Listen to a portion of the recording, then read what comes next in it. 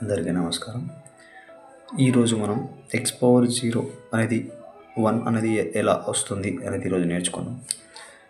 So ఈ 0 అనేది same number నుంచి ఒకే నెంబర్ని తీయడం వల్ల మనకి 0 అనేది వస్తుంది.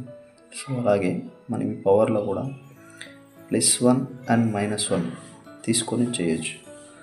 మళ్ళీ +1 -1 చేస్తే మళ్ళీ =0 అవుతుంది. సో 0 ప్లేస్లో మనం +1 -1 తీసుకున్నాం. సో ఇక్కడ x power +1 into x power -1 కూడా రాయొచ్చు. దాన్ని స్ప్లిట్ చేశాను. Next x into x power -1 ఏం రాయొచ్చు అంటే 1/x అని రాయొచ్చు.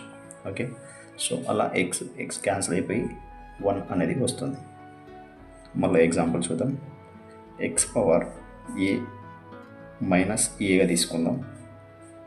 x power a into x power -a, x power a into 1/x power a same cancel 1. So ఇలా x పవర్ 0 అనేది 1కి ఈక్వల్ అవుతుంది. Okay, thank you.